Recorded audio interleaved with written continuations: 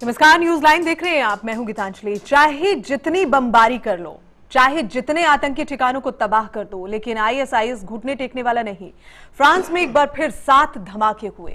एक महिला आतंकी ने खुद को बम से उड़ा लिया और इस घटना का साफ मतलब है कि फ्रांस के लिए ये राह अब इतनी आसान नहीं।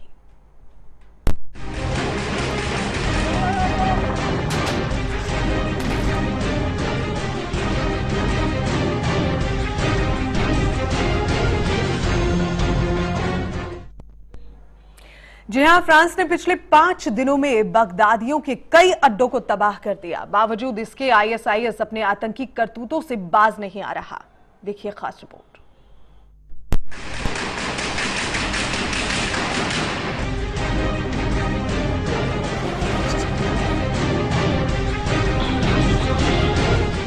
जबरदस्त हवाई हमले, ताबड़तोड़ फायरिंग, यानी फ्रांस चौतरफा बगदादी ब्रिगेड को तबाह करने में जुटा है। बावजूद इसके फ्रांस के लिए चुनौतियां खत्म होने का नाम नहीं ले रही। बुधवार तड़के सर्च के दौरान आतंकियों की ओर से गोलीबारी हुई। इसके अलावा पेरिस के सेंट डेनिस इलाके में 7 धमाकों की आवाज सुनी गई। पता यह भी चला कि एक महिला सुसाइड बॉम्बर ने अपने आप को उड़ा लिया। यानी साफ है कि फ्रांस के सामने आईएसआईएस घुटने टेकने को तैयार नहीं, बल्कि बगदादी फ्रांस को ये जता देना चाहता है कि वो भी हवाई हमले से टक्कर लेने को तैयार है। ऐसे में आईएसआईएस को जड़ से खत्म कर पाना फ्रांस के लिए किसी बड़ी चुनौती से कम नहीं है। पेरिस में हुए आतंकी हमले के बाद फ्रांस की जवाबी कार्रवाई में अब तक क्या हुआ, एक नजर डालें। पेरिस के सेंट डेनिस इलाके में फायरिंग के बीच सुसाइड बेल्ट पहनी एक महिला ने खुद को उड़ाया। पेरिस में फिर 7 धमाके हुए। नौबत यह आ गई कि मौकाए वारदात पर पुलिस को आर्मी से मदद लेनी पड़ी। सेंट डेनिस इलाके में पेरिस हमले के मास्टरमाइंड अब्देल हामिद अबाउद को टारगेट कर पुलिस ऑपरेशन जारी है। टेलीग्राफ की रिपोर्ट के मुताबिक 3 संदिग्धों को अरेस्ट किया गया है। फ्रांस द्वारा सीरिया में आईएसआईएस ठिकानों पर लगातार बमबारी जारी है। यानी साफ है कि फ्रांस अब बगदादी को बख्शने वाला नहीं है। लेकिन फ्रांस की आईएसआईएस के खात्मे के लिए जारी लड़ाई इतनी आसान नहीं है जितनी कि फ्रांस समझ रहा था। Bureau report, channel 1 news.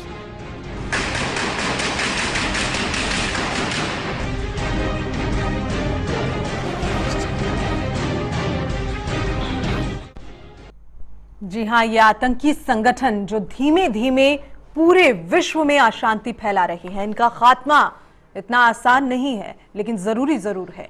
इसी पर हम चर्चा करेंगे और जो मेहमान मेरे साथ चर्चा के लिए मौजूद है, मैं परिचय करा देती हूं। हमारे साथ मौजूद हैं शांत प्रकाश जाटव, नेता बीजेपी। साथ ही हमारे साथ में मौजूद हैं कुणाल सिन्हा, सामाजिक कार्यकर्ता हैं। हमारे साथ मौजूद हैं जगदीश नेगी, वरिष्ठ पत्रकार।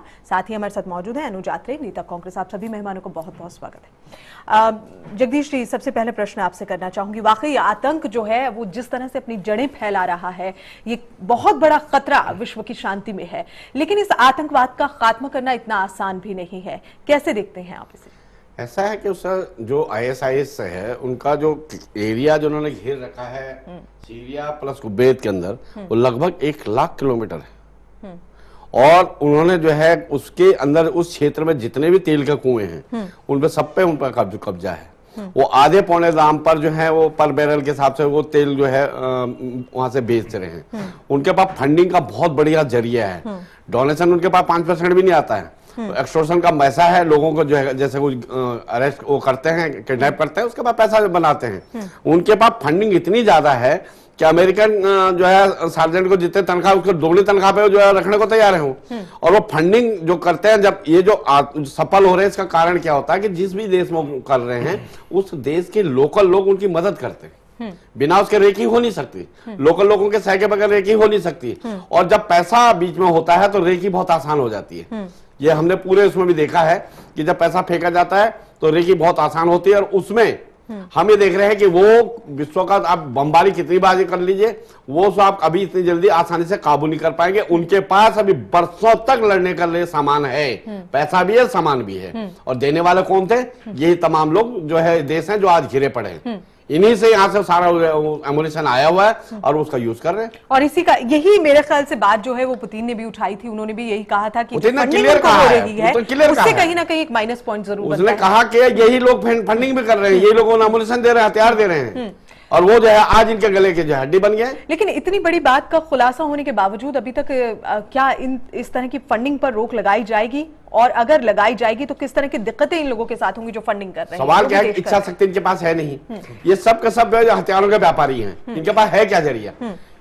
आज अगर हम अपने देश के अंदर देखें कि हिंदुस्तान और पाकिस्तान को जो है आतंकवादियों के साथ नीच छुटाने का कारण क्या है, ये हमारा पर्सनल लड़ाई कह देते हैं, तुम्हारा कश्मीर का मामला है इसलिए ये आतंकवाद नहीं है जी, वहां ये आतंकवाद नहीं मानते हैं। जब हमारे बॉम्बे का इतना बड़ा जो है उन्होंने आतंकवादियों ने वहां हमला किया, उसका उन्होंने कुछ नहीं किया, जबकि इनके लोग भी मारे गए थे वहां।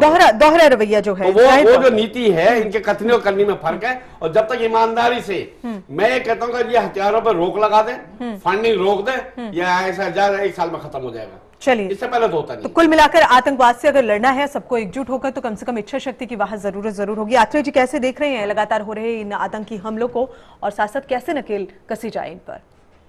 देखिए, हमले तो किसी भी आईने से देख लीजिए, इनकी घोर निंदा ही हो सकती है, इनका और कोई परिभाषा नहीं है।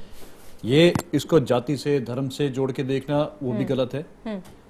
ये विश्व इस समय न केवल हम भारत में अभी तक सबसे ज्यादा हम लोग इस चीज से प्रभावित थे। हमारे देश जो है, चाहे कोई भी सरकार रही हो, विश्व के समुदाय को सबको चीख कर हर मंच पर कहते आ रहे थे कि भी आतंकवाद पर कंट्रोल करो, आतंकवाद पर कंट्रोल करो। अभी कोई नहीं सुन रहा था। अब ये यूरोपियन कंट्रीज, वेस्टर्न देश, जब ये अब खुद ये इस चीज में गिर रहे हैं, अब ये इस चीज को सीरियसली ले रहे हैं। पर अब जैसा कि अभी नेगी जी ने कहा, अब इनकी आंखें खुली हैं, पर अब बहुत देर हो चुकी है, क्योंकि ये पानी सर से ऊपर जा चुका है। इनकी जड़ें बहुत फैल चुकी हैं, बहुत मजबूत हो चुकी हैं। इन पे पार पाना, इनको काबू करना, अब ये बहुत ही जो है गले की हड्डी इनके लिए साबित होगी। देखते हैं अब ये कैसे आगे किस तरह होगा। जहां तक हमारे देश का सवाल है, हमें अपने तो हम मजबूती से इनको सामना कर ही रहे हैं, ठीक है। और जहां भी किसी भी देश को समर्थन देने की बात होगी, बिल्कुल देना चाहिए, हर स्तर पर देना चाहिए। इसमें कहीं कोई राजनीति, कहीं कोई दल की बात नहीं है। हम लोग खुल के साथ देंगे, हमारी पार्टी भी साथ देगी। सरकार को हम कहेंगे कि आप जहां भी, जिस भी मौके पे, आतंकवाद किसी पार्टी से नहीं जुड़ा है, देश से जुड़ा मुद्दा है, देश की सुरक्षा से जुड़ा मुद्दा है, और उसके लिए एकजुट होकर चलने की जरूरत है। राजनीतिक इच्छा शक्ति की सबसे पहले जरूरत है।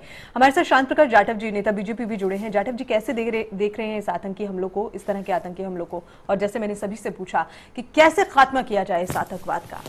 देखिए गीतांजलि जी, हम आतंकवाद को यदि देखें तो उसमें हम एक ही चीज देखते हैं, जो हथियार चला रहा है वो आतंकी। आतंकी को हम इस तरीके से देखना होगा कि आतंक जहां पर ये तैयार हुई पृष्ठभूमि, वो भी आतंकी करार दिया जाना चाहिए।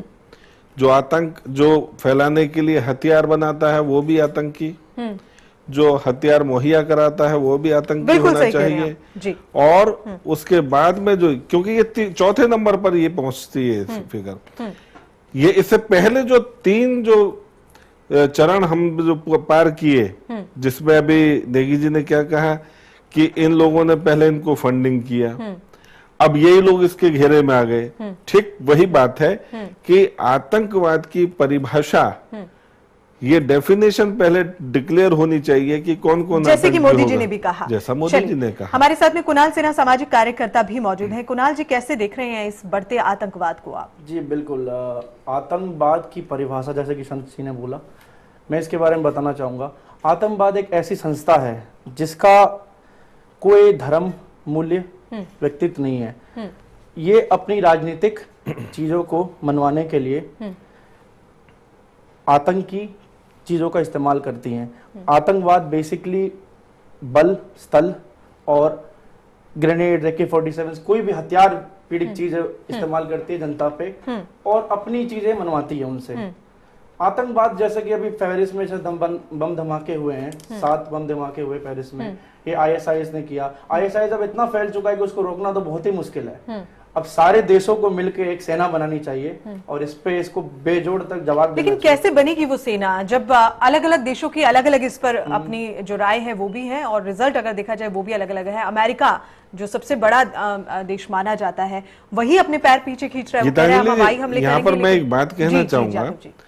1978 की घटना है बीबीसी पर एक खबर प्रकाशित होती है कि ईरान और इराक के बीच में जो बफर जोन है वहां पर तेल का इतना बड़ा कुआं है कि यदि वह कुओं से तेल निकाल लिया जाए तो लगभग पूरे एशिया की जो है तेल की समस्या समाप्त हो जाएगी। उसके बाद उस बफर जोन में इराक हमला करता है उस पर काबिज होने के लिए, इराक ईरान दोनों हमला करते हैं काबिज होने के लिए। 10 साल तक अमेरिका उनको फंडिंग करता है। नाटो जितने भी कंट्रीज हैं 28 कंट्रियां वो हथियार प्रोवाइड कराती हैं उनको, क्योंकि ये अमूमन जितने यूरोपियन कंट्रीज हैं सब हथियार निर्माण करती हैं। जिस तरीके से शमशान घाट के बाहर एक कफन काठी बेचने वाला व्यक्ति सुबह से शाम तक अगर वो भगवान के सामने पूजा अर्चना करता है तो समाज के स्वस्थ होने की नहीं करता है, सिर्फ उसकी जो दुआ में छिपा होता है कि जितनी मौत होंगी उतनी कफन काठी बिकेगी। इसी तरीके से ये जितने भी मुल्क यूरोपियन कंट्रीज में हैं जो हथियार बनाते हैं उनकी सिर्फ एक ही मन में दिमाग में बात रहती है, क्योंकि उनकी जीडीपी इफेक्ट करती है उससे। वो हर वक्त झगड़े हों देशों के बीच में।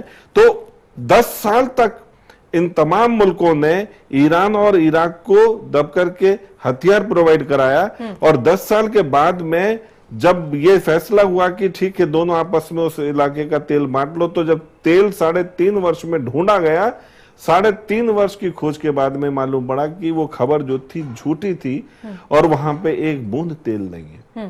तो क्या है कि जिस तरीके से हालात एक बना दिए जाते हैं अपना माल बेचने के लिए, आप ये जो ISIS या जो भी ऑर्गेनाइजेशन इस वक्त में काम कर रही है इसको खत्म करने के लिए आप ये देखना कि ये हथियार बनाने वाले मुल्क जो है वो कितना मौज लेंगे, आप देखना, आप भी देखेंगे और हम भी देखेंगे। चलिए नेगी जी, ये तमाम बातें अभी आपने भी सुनी हैं। आखिर ये भी कहा जा रहा है कि मजबूती से इस आतंकवाद का सामना करने की जरूरत है, लेकिन आपको लगता है इच्छा शक्ति की भी जरूरत है? जैसे अभी यात्री जी ने भी कहा, बिल्कुल सही कहा कि इच्छा शक्ति की भी जरूरत है, लेकिन क्या वो इच्छा शक्ति है?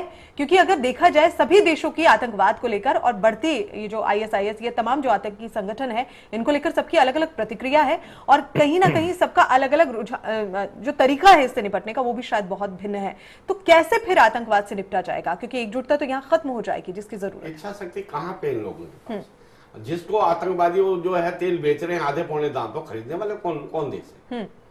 इन्होंने क्यों नहीं मना करते उसको, क्यों नहीं रोक लगाते उस पर कि उनसे कोई नहीं खरीदेगा? वो क्या करेंगे उस तेल का? सवाल है कि उनके इनकम का साधन हम दे रहे हैं उनको, हम उनका पूरा जो है मुहैया करा रहे हैं उन तमाम संसाधनों को। तो वहां पर जब वहां से वो तेल बिकता है, पैसा जाता है, उसके बदले में हथियार आता है। तो यही देश है, ये पहले अपने उस 2 स्टेप को तो रोके, एक हथियार बेचना बंद करें और उनसे तेल खरीदना बंद कर दें। क्राइसिस होगा, क्योंकि देखिए ऐसा कि जब ऑयल फील्ड से वहां तेल आता है तो खाड़ी में जब जो समुद्र के किनारे से खाली उन्हीं का तेल नहीं जाएगा और उनका भी तेल रुकेगा, कहीं ना कहीं प्रॉब्लम्स आएंगी।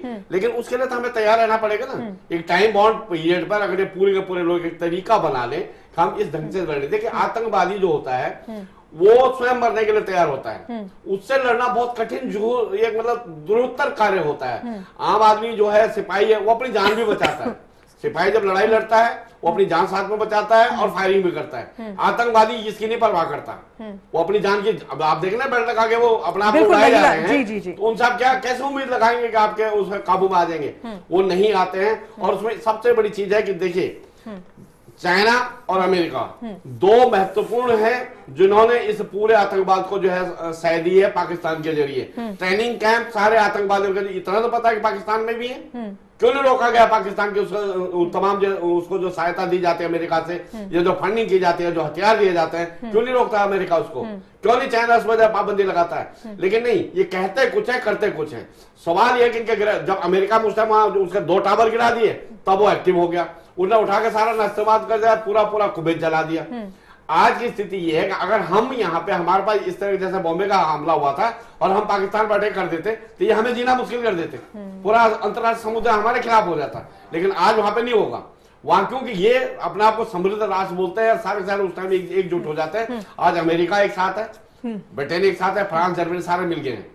पुतिन ने जो बात कही ये बिल्कुल लाजमी है, 100% सही है कि फंडिंग यही लोग कर रहे हैं, और अगर ये फंडिंग बंद कर दें तो कहीं ना कहीं तो उसका रुकावट तो होगी। लेकिन खाली ड्रामा हो रहा है, यहाँ एक हो रहे हैं। इतने बड़ा देश, इतने शक्तिशाली देश है, मैं कहता हूं कि अगर स्ट्रैटेजी बनाई जाए, कुछ भी नहीं है, सीरिया और कुवैत को घेर करके अब 3 महीने के अंदर पूरा उसका साम्राज्य खत्म हो सकता है। वहां पर क्या है कि इनोसेंट लोग न मरे, इसलिए सीधे सीधा आप सीधे हर जगह बस्ती में आप बम। लेकिन हवाई फायरिंग हो रही है तो वो इनोसेंट लोग तो अभी भी मारे जा रहे हैं, वो तो अभी भी मारे जा रहे हैं। और जो आतंकवाद के साए में पल रहे हैं लोग, वो तो जिंदा भी मरे के बराबर है। उनकी जिंदगियां देखें आप, कितनी परेशानी। हवाई जहाज की आवाज आती है ना, आतंकवादी को तो पता है कि हम पे बम फेंकने का, वो तो छुप जाता है, वो तो अंडरग्राउंड होता है, मरते कौन है? आम आदमी। अच्छा, वो लोग भी क्या है कि भीड़ में छिप रहे हैं, भीड़ में ही छिपे हुए हैं, जिससे कि सामने से जो अटैक हो रहा है उसमें दिक्कतें पेश आ रही हैं। और जाहिर सी बात है, जब भीड़ में छिपेंगे तो जो सामने वाली जो फौज है वो जो उसको खत्म करने के लिए काम कर रही है, मासूम बच्चे और महिलाएं भी उसमें मारे जाएंगे। तो ठीक है, ये बहुत गलत हो रहा है और मैं नहीं समझता कि इस तरीके का क्या करें, आतंकवादियों को भी खत्म करना जाहिर तौर पर, और खत्म करने की यहाँ जरूरत भी है। लेकिन आत्रे जी, मैं अब आपसे पूछना चाहूंगी, आतंकवाद लगातार अपनी जड़ें जो है वो फैला रहा है, उसका जो कह लीजिए कि जो दायरा है वो अब बढ़ता चला जा रहा है। ना केवल आतंकवादी हमले करने के लिए दायरा बढ़ रहा है, लगातार आगे बढ़ रहे हैं, बल्कि खुद का जो एक परिवार जो है आतंकवाद का, वो भी लगातार बढ़ रहा है। क्या वजह इसके पीछे मानते हैं आप? क्योंकि लोकल लोग भी सपोर्ट कर रहे हैं, और सपोर्ट कर रहे हैं, आखिर क्या वजह है? देखिए, कहीं ना कहीं ये इसमें आतंकवाद में जो एक कट्टरपना भी आ रहा है साथ, हमें उस चीज को भी एडमिट करना पड़ेगा।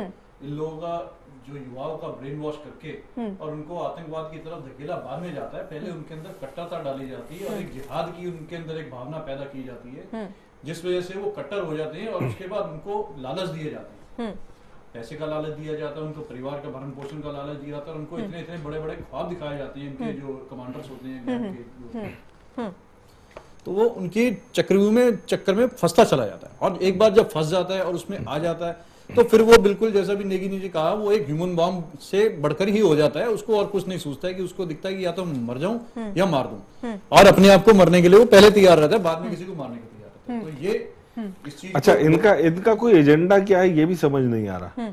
मतलब सही बात बताएं तो जैसे अभी हम चर्चा कर रहे हैं, तो आतंक हो रहा है, हमले हो रहे हैं, अभी तक कोई एजेंडा सुनने में नहीं आ रहा है। मंशा क्या है? कि आतंकवाद फैलाना मंशा है या फिर इसके अलावा कोई और मंशा है? मतलब कोई भी चीज करने से पहले स्टेप उठाने कि भाई हमें ये चाहिए, कोई ऐसा दिखाई नहीं देता। क्यों है? सिर्फ अराजकता पैदा करना, इच्छाओं को पूरा करने के लिए ये लोग वो मालूम तो पड़े ना, इस्तेमाल करते हैं। नहीं, वो मालूम तो पड़े कि कहाँ का क्या करते हैं। अभी आपने देखा होगा कि ISIS ने जो ये फ्रांस में जो किया है, अब इनका नेक्स्ट टारगेट मॉस्को है। स्पेसनाव पुतिन जी ने अपना भेजा वहां पे, पुतिन ने अच्छी तरीके से घेर के इनको बहुत तगड़ा जवाब दिया, हवाई हमला किया इन पे, इनके काफी ठिकाने ध्वस्त किए गए। इनमें कुछ देखिए, बेगुनाहों तो की जान जाएगी जाएगी, बिल्कुल जाहिर सी बात है। अगर बम गिरेगा तो कोई निशाना देख के नहीं गिरता कि यार यहाँ पे निर्दोष, जाहिर तौर पे। इसमें मैं एक बात और कहना चाहूंगा। अगर आपको याद हो, जब ट्विंस टावर पर हमला हुआ था, 2 जहाज टकराए, उसी दौरान एक जहाज जो है वो इसका जो पेंटागन पर भी टकराया था जाकर के। और पेंटागन एक ऐसा सुरक्षित स्थान है, वहां का जो सेना का मुख्यालय है, जिस पर 14 जो स्वचालित तोपें रखी रहती हैं, जो हवाई जहाज को वो दूर से 3 किलोमीटर पहले ही मार देती है। जिस वक्त इतना बड़ा जंबो जेट जाकर के उस पर टकराया, वो 14 की 14 जो स्वचालित राइफलें थी या जो भी मिसाइल वगैरह, उसने किसी ने कंकड़ तक नहीं फेंका और वो बिल्डिंग से जाकर टकरा जाता है। 350 से ज्यादा लोग मारे जाते हैं, तमाम हताहत होता। मगर वो सारी जो तोपें थी, वो साइलेंट रहने के पीछे एक बहुत बड़ा एक क्वेश्चन मार्क बनता है कि आखिर वो क्यों नहीं चली। कहीं इस कारण से कि कोई वो इनका प्रायोजित कार्यक्रम तो नहीं था। ठीक उसी तरीके से मैं इसको भी संशय से देखता हूँ गीतांजलि जी। हम इस पर टिप्पणी नहीं कर सकते, प्रायोजित तो हम इसे बिल्कुल नहीं कह सकते। मगर इसी तरीके से इसको भी मैं संशय मानता हूँ कि इनका कोई एजेंडा चूंकि नहीं है, तो केवल आतंक के नाम पर एक माहौल क्रिएट करना और फिर आतंक की जो फैक्ट्रियां चलाने वाले, जो आतंक हथियार बनाने वाले लोग हैं, वो वहां पर बमबारी शुरू कर देंगे, पैसा कमाएंगे। इसके पीछे मुझे कुछ ऐसा भी दिख रहा है। ये मेरा व्यक्तिगत मानना है। भारतीय जनता पार्टी का जी, आखिर क्या चाहता है आतंकवाद? क्या आतंकवाद फैलाना एक महज मकसद है या फिर इसके अलावा अन्य कोई? ISIS का उसका क्लियर एजेंडा है। वो इस्लामिक राष्ट्र बनाना चाहता है। जितने इस्लामिक कंट्रीज हैं वो चाहता है कि सब एकजुट हो जाए, एक झंडे के नीचे रहेंगे। उसका अपना एक एजेंडा है। अलकायदा और इसको जो है, मगर इसमें क्या है कि वो मुसलमानों को ही मार रहे हैं। आप इस चीज में मुसलमान उन्होंने मार दिए। देखिए जी, इसमें वो मुसलमानों को ही मार रहे हैं, समझी नहीं ना। तब शिया सुन्नी का झगड़ा हो रहा है वहां पे। वो शिया और सुन्नी को देखकर नहीं मार रहे साहब, वो मुसलमान को ही देख करके जिस तरीके से उन्होंने हत्या किया, वो मार रहे हैं धर्म हाँ। के साथ में ना किसी इसको हमें पिछले 2 साल से जो एक्टिविटीज चल रही है, ये ठीक बात है कि हाँ नहीं देखिए जेनोसाइड है, ये जेनोसाइड है, ये हत्या ही नहीं करता। नहीं देखो, हम सीधा लोग 1 लाख लोग, ये क्या है? देखिए मेरा कहना यह कि सीधा मुस्लिम को इसमें इन्वॉल्व करना या मुस्लिम आतंकवाद कहना, मैं उससे गुरेज करूंगा, क्योंकि वो खुद मुसलमानों को मार रहे हैं। इसमें कहीं ना कहीं देखा जाए तो उनका जो नाम है ISIS, वही इस बात को दर्शा रहा है। वो चाहते हैं कि भाई मुस्लिम राष्ट्र, जैसे नेगी जी ने भी कहा, मैं भी इससे इत्तेफाक रखती हूँ, क्योंकि उनके उस ISIS में ही ये परिभाषा छुपी है। और शायद कहीं ना कहीं, लेकिन नेगी जी, अगर हम इस बात को भी देखें तो भी जो हमले में शिकार हो रहे हैं उसमें मुस्लिम भी है, जो लगातार इसका खामियाजा जो लोगों को उठाना पड़ रहा है वो भी मुस्लिम टेरराइज कर रहे हैं। टेरराइज करके तभी लोग उसकी गिरफ्त में आएंगे। वही आतंकी का कोई धर्म नहीं होता यहाँ। गीतांजलि जी, मैं साफ कहना चाहूंगा कि आतंकी का कोई धर्म नहीं होता।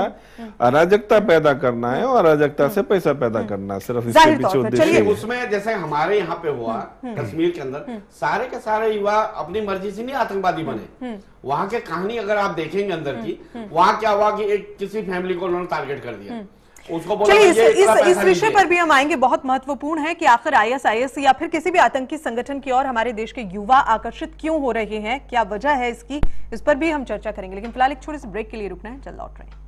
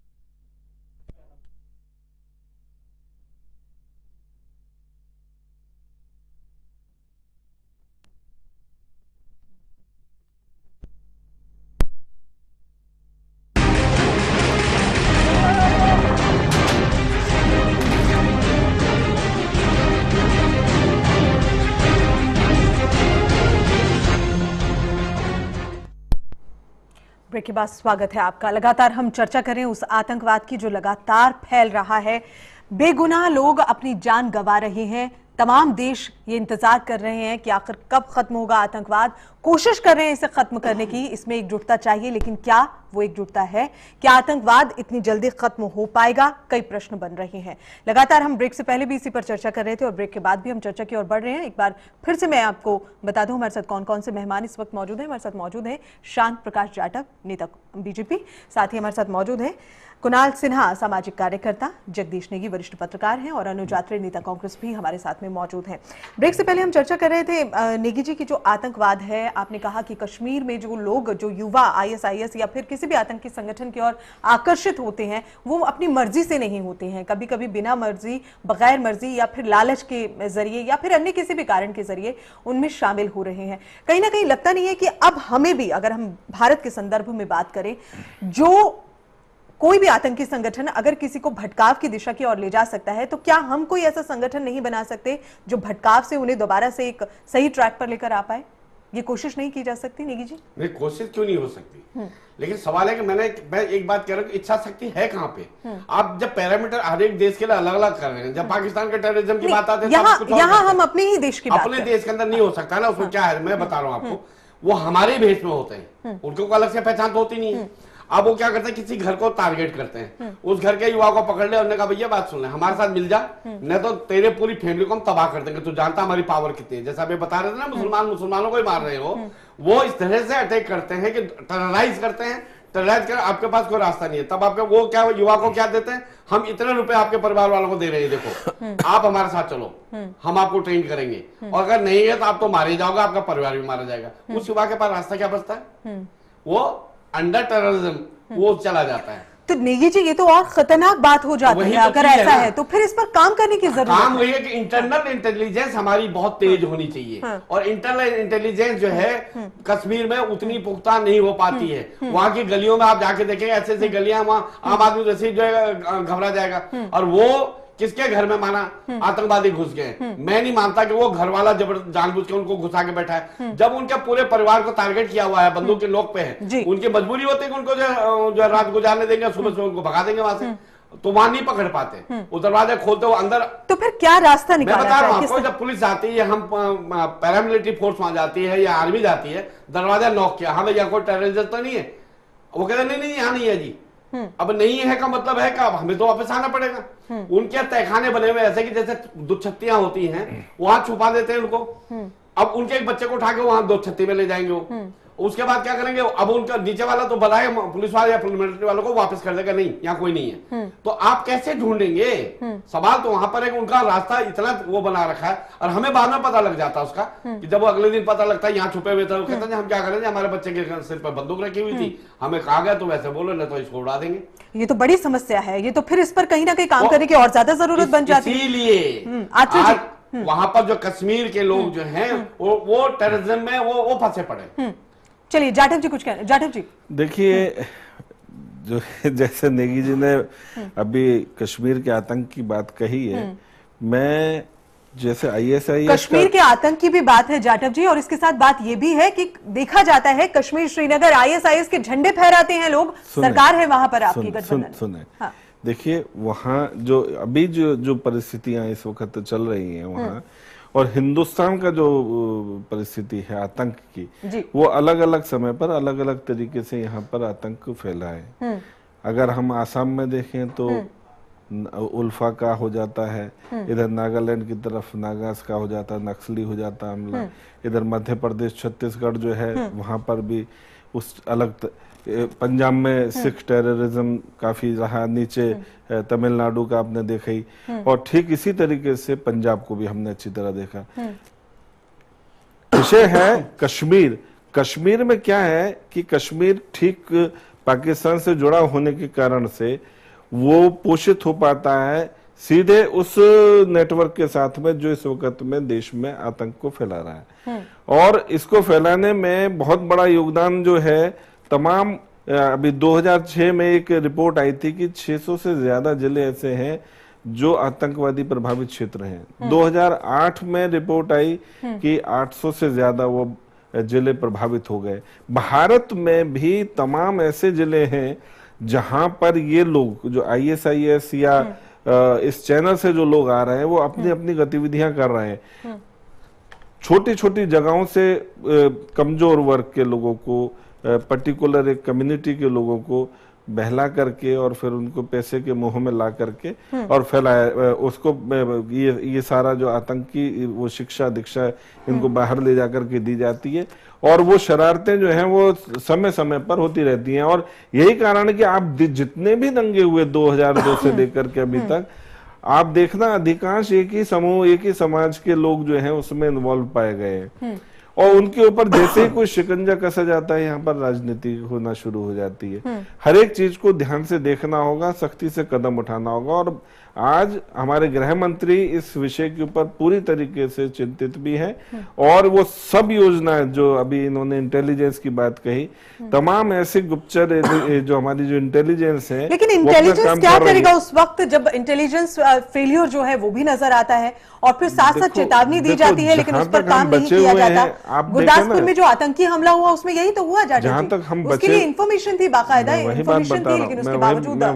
कोई तैयारी नहीं थी। मैं वही बात बता रहा हूँ कि जहां तक हम बच पाते हैं वो भी इंटेलिजेंस के कारण से बच पाते हैं और कहीं कहीं चूक होती है तो उस पर समीक्षा करके आगे और सचेत हुआ जाए, ऐसा प्रयास किया जाता है और वो किया भी जा रहा है और ईश्वर न करे कि कोई घटना साबित होते हैं। देखिए गीतांजलि जी 100 में से अगर 98 हमारा रिजल्ट सही आ रहा है, हम फेलुअर नहीं है, वो 2% को भी हम सही कर पाएंगे। गुरदासपुर की घटना के लिए क्या कहेंगे आप? वो फेलियर नहीं मानते हैं? मैंने कब मना करा कि फेलुअर नहीं है?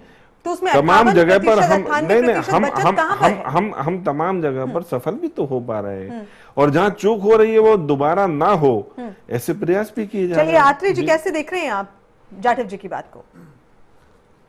देखिए इस बात को बहुत ज्यादा जो अभी हमें ये देखना चाहिए वो 2% जो है वो बहुत बड़ा है। ठीक बात है। उस 2% में कितने सैकड़ों हजारों लोगों की जानें जा रही हैं, तो वो 2% ही तो हमको जो है वही तो हमारे के लिए सबसे ज्यादा खतरनाक साबित हो रहा है, उसी को ही 2% का ही तो झगड़ा है। देखिए हमें फख्र है कि हम पिछली तमाम जितने भी सरकारों के दौरान जो भी हरकतें हुई, जितने भी आतंकवादी हमले हुए, हम उन सबसे बेहतर परिणाम दे पा रहे हैं। कांग्रेस के टाइम में जितने भी आतंकी हमले हुए उससे ज्यादा बेहतर हम कर पा रहे हैं और अच्छे परिणाम निकलेंगे और अच्छा कर पाएंगे, क्योंकि शायद ये बीजेपी वाले अगर अपनी पीठ थपथपाना बंद कर दें और वास्तविकता के ऊपर आ जाएं और उठा करके आंकड़े उठा के देख लीजिए 2014 से जब से आपकी सरकार बनी है कितनी गतिविधियां पाकिस्तान की तरफ से, कश्मीर में, जम्मू कश्मीर की तरफ से, चाइना की तरफ से कितनी बढ़ गई है। आप अपनी पीठ थपथपाते रहिए, वो हमारे घर में घुस करके हमारे सैनिकों के सर काट करके हमारे भारत सरकार का एक कोवर्ट ऑपरेशन हुआ था भारतीय सेना का, वो बड़ा ही सक्सेसफुल रहा था। लेकिन कुणाल जी इस ऑपरेशन को ही गाते रहेंगे क्या? एक ऑपरेशन हमारा सक्सेसफुल हो गया, सफल हो गया, तो उसकी आड़ में सोचेंगे चलिए आप सब ठीक हो जाएगा।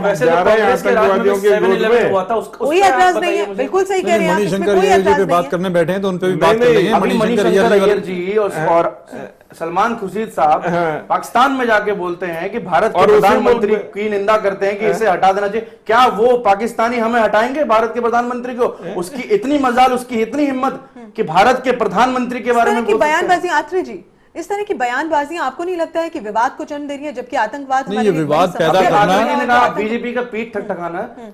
तो चलिए आत्रेय जी से जवाब आप पहले बोलने दीजिए इनको, उसके बाद में बोलूंगा। नहीं, आप बोलिए। देखिए इस तरह की बात का अगर मणिशंकर अय्यर जी ने कोई बात कही, उनकी बात की भाव को ना समझ करके एक बेफालतू में तिल का ताड़ बना करके और उसको विवाद बनाना, ये भारतीय जनता पार्टी की इनकी शैली रही है। आप सबके सामने बोला, आप सुनिए मेरी बात में बोलता हूँ, क्या उन्होंने किसी ऐसे प्लेटफॉर्म में बोला कि जो किसी तरह की कोई षड्यंत्र जैसे आप लोगों की तरफ से आया? एक पब्लिक प्लेटफॉर्म में एक मेरी बात मुझे बोलने दीजिए पहले, बीच में मुझे घर में आके आप मुझे कंप्लीट करने दीजिए, उसके बाद में जाके आप मुझे मेरी बात कंप्लीट करने दीजिए सिन्हा साहब, उसके बाद बोल लीजिएगा। ऐसे आप उन्हें अपनी बात पूरी करने दीजिए। जी आत्रेय, देखिए आपने सबने देखा होगा वो एक टीवी चैनल के, जैसे अभी हम लोग पैनल में बैठे हैं, डिबेट में बैठ करके, यहाँ कोई क्या ऐसा हम में से कोई डिबेट में नहीं बैठे थे, मुझे बोलने दीजिए, अपना इंटरव्यू दे रहे थे, वो चाहे इंटरव्यू भी दे रहे थे, 4 लोग बैठे थे, क्या कोई उनमें से ऐसी अथॉरिटी बैठी थी कि जो जिस प्रकार से वो हमारी सत्ता परिवर्तन कर सकते थे? थे जिनसे वो मांग कर रहे थे, जैसे आप लोगों की तरफ से। अभी हम बैठे हैं आपस में बातचीत कर रहे हैं कि हम में से कोई ऐसी अथॉरिटी है कि जाकर के अमेरिका पे या जाकर के बगदादी के ऊपर हम जिस तरह से आरोप और वो कर रहे हैं कर सके। एक वो साधारण सी बात चल रही थी, बात में उन्होंने बातचीत चली और उन्होंने जो शब्द बोले मैं उन शब्दों को दोहराता हूं। उन्होंने पाकिस्तान के रिपोर्टर ने ये बोला कि जिस प्रकार से हिंदुस्तान पाकिस्तान के संबंध चल रहे हैं उनमें बेहतरी के लिए क्या किया जाए, जिस पर मणिशंकर अय्यर जी ने ये बोला कि जब तक ये मोदी जी बैठे हैं हम लोग कुछ नहीं कर सकते। हम लोग मतलब हमारी पार्टी अभी सरकार में नहीं है, हम लोग कुछ नहीं कर सकते। अभी लगभग 4 साल का समय का हमें इंतजार करना पड़ेगा।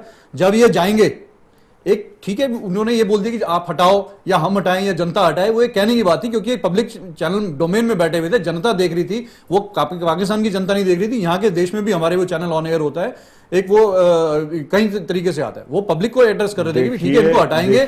जब बीजेपी, मुझे बोलने दीजिए आप, उसके बाद आप एक मिनट मैं बोल देता हूं, फिर हम आगे पूरी आपको पूरा समय दिया जाएगा, आप बोलिए, मैं नहीं बीच में बोलूंगा आपसे। जी जी थोड़ा सा जल्दी। उन्होंने ये बोला कि ये जब जाएंगे उसके बाद हमारी सरकार आएगी तब हम इसमें करेंगे, अभी वो जब तक जाएंगे नहीं अभी कुछ हो नहीं सकता। तो इसमें क्या उन्होंने वहां बैठ के कोई सरकार परिवर्तन, सत्ता बदलवाने या तख्ता पलट की कोई ऐसी बात कर दी? आप बताइए किससे कर दी? क्या वो कोई ऐसी अथॉरिटी थी? एक डिबेट में बैठ करके या इंटरव्यू में बैठ के एक एंकर से बात की, उसमें कौन सा उन्होंने कॉन्स्पिरेसी कर दी? चलिए और उनका भाव ये था कि वो जाएंगे हम आएंगे, उसके बाद स्थितियां अनुकूल होंगी। अभी हम लोग कुछ नहीं कर सकते। आप जब थे तब कितनी स्थितियां अनुकूल नहीं थी या नहीं थी, वो एक बात चली। अगर इस तरह की बात अगर कही जाती है तो जब वहां आप सत्ता में मौजूद थे तो स्थिति कितनी अनुकूल?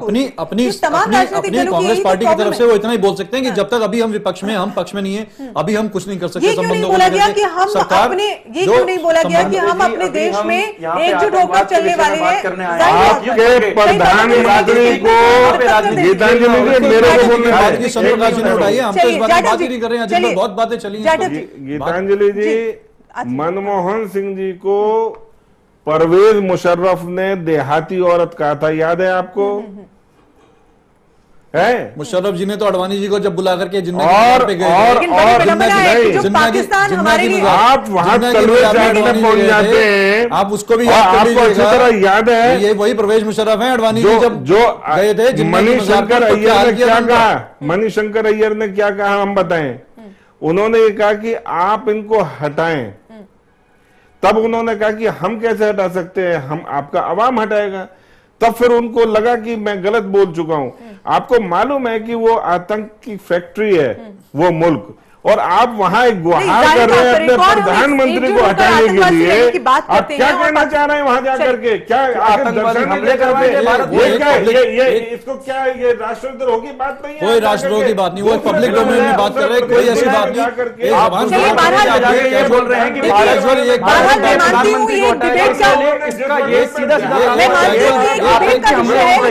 सरकार पर गिराया जाए, एक साधारण सी बातचीत थी। आप लोगों ने कांग्रेस थोड़ी शांति बनाए रखिए। हमारा विषय आज का थोड़ा सा इससे उलट है, हालांकि ये भी एक विषय जो है ये डिबेट का है, लेकिन फिलहाल आज का हमारा विषय आतंकवाद है जो लगातार बढ़ रहा है, उस पर हमें काबू पाना है। भारत की क्या रणनीति है इस पर हम चर्चा कर लेते हैं। चलिए नेगी जी, कैसे देख रहे हैं इस बात को आप? सरकार चाहे बीजेपी को चाहे कांग्रेस की हो, हथियार लगातार हिंदुस्तान में आ रहे हैं और इन आतंकवादियों तक पहुंच रहे हैं। चाहे वो जड़ों पर काम करने की जरूरत है सारे दलों को मिलकर, लेकिन ऐसा हो नहीं रहा। वहां तो कोई मामला नहीं है, सारे आदिवासी उन्हीं के लोग बच्चों को जो है वो बना रहे हैं वो आतंकवादी। चाहे वो जो है नॉर्थ ईस्ट का इलाका हो, बॉर्डर से ही स्प्लिट होकर के हथियार अंदर आते हैं। राज चाहे बीजेपी का हो, जो हाफिज शरीफ, अरे एक मिनट सुन लीजिए, जाटव जी पूरी बात आप सुन तो लीजिए। जाटव जी पूरी बात छोड़वाया था जाटव जी, कन्नार में जाकर के कौन छोड़ गया था आतंकवादियों को? के रूह कांप रही है, ऐसा कुछ नहीं है, ये आपको लग रहा है, यही लोग देते हैं। आप वो स्थिति नहीं है, ये आपको गलत फहमी है। आज भी चीज रोज जाटव जी, अगर पाकिस्तान की रूह कांप रही है तो यहाँ पर हम आतंकी संगठनों की बात कर रहे हैं। आपसे मैं ये प्रश्न करना चाहती हूँ, जम्मू कश्मीर में आपकी सरकार है, जाटव जी भारत की तरफ देख रहा है। जाटव जी मैं आपसे प्रश्न करना चाहती हूँ, आपके जम्मू कश्मीर में आप सरकार के गठबंधन में वहाँ ISIS के झंडे कैसे फहराए जा रहे हैं? क्यों कंट्रोल नहीं है? हाँ, सब सही आप कह रहे हैं कि आप सबकी जड़ें हिला रहे हैं आतंकवाद से लड़ने के लिए। करें, सब ये हमारे चिंता का विषय है। सब जो है वो जाटव जी, देश की सुरक्षा का सवाल है, चिंता का विषय तो बनता है। हर व्यक्ति, हर नागरिक इस पर चिंता करेगा और प्रश्न भी पूछेगा और सरकार का दायित्व है कि इस पर उत्तर दे। कश्मीर जो पहले हालत थी कांग्रेस के टाइम में, उससे बहुत बेहतर स्थिति में और आने वाले दिनों में और बढ़िया हो आप जाएगा। कांग्रेस से खुद को कंपेयर कांग्रेस के कार्यकाल में ये नहीं हुआ, हमने बिगाड़ा किया। है। आप बिल्कुल कांग्रेस से ठीक कह कंपेयर रहे हैं। मत कीजिए, आप देश की सुरक्षा के कांग्रेस बारे में ने- सोचिए, आप देश के विकास के बारे में सोचिए। आप ये मत सोचिए कि कांग्रेस ने ये नहीं किया, हम बेहतर कर रहे हैं, कहकर अपनी पाकिस्तान जीत का का झंडा छक्का लहराए जा रहे हैं, पाइए। बिल्कुल वो ठीक कार्य कह रहे हैं, करनी चाहिए ISIS के झंडे सरकार को, लहराए जो जा अब रहे हैं। बेहद जरूरी ये है। बिल्कुल ठीक कह रहे हैं, पाकिस्तान जिंदाबाद आतंकवाद- के नारे लग रहे हैं। आतंकवाद जो है ये वो बिल्कुल लगातार ठीक कह बढ़ रहे रहा हैं है, कि बहुत अच्छा जी, माहौल बना बड़ी रहे हैं। ये समस्या बन कांग्रेस रहा का है। बिगाड़ा हुआ है, इसको सुधरने में टाइम लगेगा और ये सुधर रहा ये है। करते करते इसी गीतांजलि तरह जी, से ये देखिए, मैं एक ही केंद्र बात में कहूंगा। 7 महीने निकाल देंगे सबके और समर्थक इसी रख के प्रकार बात जम्मू करना कश्मीर चाहता की हूं, सरकार क्या को भी बोल ऐसे लूं? समय निकाल देंगे। क्या मैं बोल ये लूं? कुछ कुणाल जी करनी- एक मिनट उनकी बात पूरी होने दीजिए। जी जी आखिर जी आप बोलिए। जी, इन लोगों ने करना कुछ नहीं है, ऐसे ही करके अपना ये सेंटर का भी कार्यकाल इसी तरह से निकाल देंगे। 18 महीने निकाल दिए, अभी बचे हुए शेष महीने भी निकाल देंगे कि हम कुछ कर नहीं सकते, ये पिछला उनका दिया हुआ पिछली देन है। इसी प्रकार ये जम्मू कश्मीर नरेंद्र में मोदी निकाल जी देंगे। G20 समिट में बैठ के उनको हाउस ऑफ ऑनर का अवार्ड दिया गया। नरेंद्र मोदी जी ने ब्रिक सामुदायिक कंट्रियों से बात किया, ब्राजील, रशिया, क्या इंडिया और आप साउथ अफ्रीका, इनसे मिलकर एक स्पेशल टीम बनाई जाएगी जो ISIS का खात्मा करेगी। इस वजह से रही बात, आप जो कह रहे हैं कि कांग्रेस में या बीजेपी में या किसी भी पार्टी में कि वहां पे झंडे लहराए जा रहे हैं कश्मीर में, अब आपको मैं एक बात बताता हूं, मेरठ में झंडे लड़ाए जा रहे हैं। जब कोई पाकिस्तान मैच जीतता है, कोई जीतता है, तो ISIS जिंदाबाद, पाकिस्तान जिंदाबाद, कश्मीरी लड़के झंडा हिलाते हैं। तो क्या मैं सपा सरकार को इसका दोष दूं? ये किसी सरकार की गलती नहीं है, ये सब एक लेकिन एक दायित्व सिस्टम में- तो है सिस्टम- कुणाल जी, सरकार- गलती नहीं है, सरकार- दायित्व सरकार- बनता सरकार- है, दायित्व बिल्कुल बनता है। दायित्व बनता है। शासन तो इसके लिए सरकार राजनीतिक के इच्छा अंदर शक्ति होता की है। जरूरत अगर है। सरकार बात की जरूरी नहीं है, है तो फिर वही आ सरकार किस जाती लिए है। होती है? फिर ये सरकार यहाँ है किसी किस लिए? राजनीतिक आज दल हम की यहाँ बात पे नहीं हो रही गीतांजलि है। जी, आज हम यहाँ पे इसलिए बैठे हैं कि विश्व में शांति बनाई जाए, आतंकवाद का खात्मा किया जाए। आतंकवाद कोई ऐसे ही नहीं उठ के आ गया है, हम सबका बनाया हुआ है, विदेशी ताकतों का बनाया हुआ है। जो आज अपने आप को सबसे ज्यादा ताकतवर बोलता है, वो सबसे ज्यादा हथियार सप्लाई करता है पूरे वर्ल्ड में, सबसे, और उसका ही बनाया हुआ ये है मुल्क ISIS। कुवैत पे कब्जा करने के लिए, अल बहादुरी को हटाने के लिए CIA का ये कोवर्ट ऑपरेशन था, और जो अब उनके खिलाफ हो गया है। आपको आज ही बताता हूं, पाकिस्तान में एक जगह है खैबर पास, जो अफगानिस्तान और पाकिस्तान को जोड़ता है, वहां पे एक जगह है दादरी, वहां भी आज भी 9 मिलीमीटर क्लशनिकोव राइफल्स और ग्रेनेड लॉन्चर तो सारे बनाए जाते हैं। वहां पे किसी को परमिशन नहीं है जाने की। वो एक ऐसा जगह है जहां पे एक 9 मिलीमीटर राइफल आपको हमारे ऑर्डिनेंस फैक्ट्री से बेटर बना हुआ एक आम आदमी बनाता हुआ दिखेगा। पाकिस्तान एक ऐसा देश है जिसने आतंकवाद को बहुत आगे सहारा दिया है। एक आ रही मिडिल ईस्ट की बात, मिडिल ईस्ट में एक ऐसा देश है इजराइल, जो इनको जानता है जवाब देना अच्छी तरीके से। आतंकवाद ना कोई धर्म का होता है ना किसी का होता है। नहीं, जब वो वो तो हम गोलियां मान रहे हैं चलाता है कुणाल जी। तो वो नहीं देखता कि लेकिन हम मुसलमान ये को कह रहे लगेगी, हैं कि हिंदू को हमारा लगेगी, देश, सिख को लगेगी, हम कितना क्रिश्चियन तैयार को हैं लगेगी। आतंकवाद के खिलाफ। निकी जी, ISIS खास तौर पर बात करें, लगातार आतंकी हमलों को अंजाम दे रहा है और भारत को भी कड़ी चेतावनियां कई बार दे चुका है। अब ऐसे में कितनी दिक्कत इस आतंकी संगठन से भारत को हो सकती है? एक बड़ा खतरा भारत के लिए ISIS?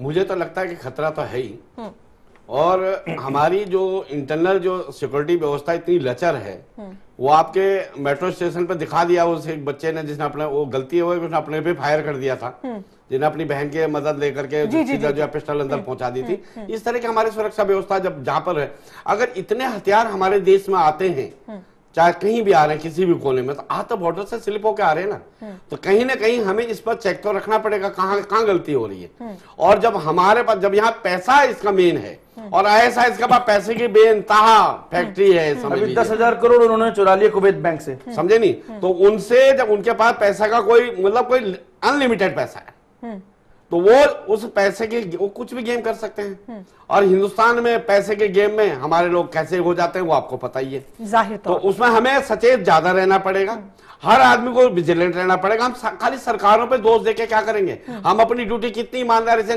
निभा लेते हैं। सड़क में कोई थैला मिल जाता, हम लात मार के आगे निकल जाता, हम देखते नहीं कि क्या है या इसको कहीं इंफॉर्मेशन देनी कि नहीं देनी है। कहीं रास्ते में कोई घायल हो जाता, हम कहते कौन पुलिस के चक्कर में, हम छोड़ के आगे निकल जाते हैं। वो चीज हमारे अंदर पहले मिला के अपनी वो राष्ट्रीयता नहीं आनी चाहिए। जिम्मेदारी हम अपनी ही आप नहीं जापान समझते चले जाइए, आप ये दूसरे जो छोटे छोटे कंट्रीज हैं, जापान में एक कागज का तिनका आप दीजिए, फेंक दीजिए, आपको उसी टाइम आपका चालान हो जाएगा। अब एक बंदे का उसने फेंका उसने कुछ चीज फेंका, उसने चालान हो गया, उन्हें थोड़ी देर आकर जो चालान का कागज था वो भी फेंक दिया, उसका डबल चालान हुआ। तो वहां पर क्या है कि वो लोग वहां क्यों गलती नहीं करते? आप जहाँ जर्मनी में या उसमें चले जाए, पैदल मार्च करते हैं, या यहाँ कुवैत में चले जाइए, आपके जो है साउथ जितने भी नॉर्थ इसके जो कंट्री है, गल्फ कंट्री, वहां जहाँ पे जगह है पैदल पार करने की, आप वहीं से पैदल करेंगे। आप दूसरी जगह, वहां नियम और कानून है, और कानून है, उसमें सजा भी होती है। आप रॉन्ग ड्राइविंग कर रहे हैं, रेड ड्राइविंग कर रहे हैं, या आप रेड लाइट क्रॉस कर रहे हैं, इमीडिएट आपका चालान होता है, आपके पैसे कटते हैं। हिंदुस्तान में कुछ होता है? आप हर चौराहे आपका जाम पड़ा हुआ है, पुलिस वाला तमाशा देख रहा है, उसे सिर्फ अपने 50 और 100 रुपए से मतलब होता है, वो अपनी ड्यूटी कहां निभा रहा है। तो इन तमाम चीजों पे हमें एनालाइज करना पड़ेगा और हमें ज्यादा विजिलेंट रहना पड़ेगा, नहीं तो खतरा हमारे सिर पे मंडरा रहा है। चलिए, बहुत कम वक्त रह गया है, फाइनल प्रतिक्रिया आपकी ले लेते हैं। आत्रे जी, आपसे शुरू कर रही हैं। देखिए, आतंकवाद की कोई परिभाषा नहीं है, और ये एक ऐसा नासूर सब लोगों के लिए हो गया है जिसके सबसे ज्यादा कहीं ना कहीं प्रभावित हमारा देश और हमारे देश के नागरिक हैं। और अब ये वैश्विक के दूसरे समुदाय भी इस चीज से हाथ हो रहे हैं, तो अब उनकी आंखें खुली हैं। तो हम उम्मीद रखते हैं कि कहीं ना कहीं सब लोग एकजुट होंगे और हमारे देश को भी इससे बल मिलेगा, और आतंकवाद का खात्मा करने की एक दिशा में लोग बढ़ चले हैं। तो जिस प्रकार से लादेन जब हुआ था, लादेन के ऑपरेशन के बाद अलकायदा का खात्मा किया था, ठीक है, बाद में समय लग गया था, पर कहीं ना कहीं इनकी कमर टूटी थी। अभी अगर ये ISIS के पीछे लगे, और इसको खत्म करना आसान नहीं है, पर ऐसा नहीं है कि असंभव है। अगर लग जाएं सब लोग तो खत्म किया जा सकता है। अभी तक तो कोई लग ही नहीं रहा था हम लोग। और उसी प्रकार से ये अंडरवर्ल्ड के जो लग रहे हैं, उनको भी चाहिए कि उनको भी कहीं ना कहीं इसकी भी कमर तोड़नी चाहिए, जिसमें सबको एकजुट होना पड़ेगा, और तभी जाकर के इस देश का और इस विश्व का कहीं कल्याण हो पाएगा। चलिए नेगी जी, इस टाइम ऐसा मौका है कि हमारे भारत के प्रधानमंत्री को बहुत ब्लंटली और बहुत बोल्डली साथ साथ पाकिस्तान को लपेटना चाहिए। ऐसे तमाम देशों को ये कहना चाहिए कि साथ आप वहां तो सीरिया पे जो कर रहे हैं वो करें, ISIS का इसको मेन जो है सह ये पाकिस्तान भी देता है, और इसके आतंकवादी अड्डे यहां से भी खत्म होने चाहिए। यही मौका अगर आज हम चूक गए तो फिर हमें दोबारा मौका नहीं मिलने वाला। चलिए कुणाल जी। बिल्कुल, आतंकवाद को खत्म तो करना ही पड़ेगा। आतंकवाद ने पूरा ही मतलब अब सब जगह फैल गया आतंकवाद।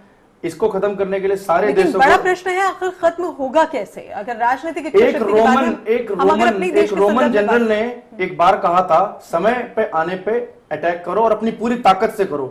वही भारतीय जनता पार्टी इस बार करके दिखाएगी, और मिलके भारत सरकार, विदेशी सरकार मिलके इस ISIS को जड़ से उखाड़ के फेंकेगी और आतंकवाद का समाप्त करेगी, और ये समय आने पे हम दिखा देंगे आपको। चलिए जाटव जी। देखिए, मैं भी यही बात कहना चाहूँगा कि ये आतंक जो है ये पूरे विश्व के लिए, सारी सभ्यता के लिए जो है खतरनाक है, और हम सबको अपने अपने राजनीतिक हितों को छोड़ करके इससे लड़ना चाहिए। मैं समझता हूँ कि कांग्रेस और भाजपा ये अपने विवादों को या अपने राजनीतिक विषयों को छोड़ करके इससे लड़े, और मानसिक रूप से यहाँ के देश के नागरिकों को तैयार करे, अपने कार्यकर्ताओं को तैयार करे, ताकि आसपास घरों के, जैसे अभी नेगी जी ने बताया कि तमाम आतंकवादी फलीभूत होते हैं। हम लोग व्यक्तिगत रूप से, हमारी भी जिम्मेवारी बनती है कि इस तरीके की जो गतिविधियां हैं उन पर नज़र रखें, और कानून की मदद लेते हुए उन सबको जो है इसका समाप्त करने का प्रयास करें, और मिलकर के करेंगे, हर हालत में हम आतंक से जीत पाएंगे। चलिए, बहुत बहुत शुक्रिया आप सभी का इस चर्चा में शामिल होने के लिए। तो आतंकवाद एक बड़ी समस्या है, इस समस्या से कहीं ना कहीं पार पानी होगी तो एकजुटता का परिचय देना होगा। अगर पूरे विश्व के संदर्भ में बात की जाए तो सभी देशों को एकजुट होना होगा, और अगर भारत के संदर्भ में बात की जाए तो राजनीतिक इच्छा शक्ति की बेहद सख्त जरूरत है। तभी लगातार आतंकवाद जो फैल रहा है उस पर नकेल कसी जा सकती है। न्यूज़ लाइन में इतना ही। आप देखते रहिए चैनल वन न्यूज़।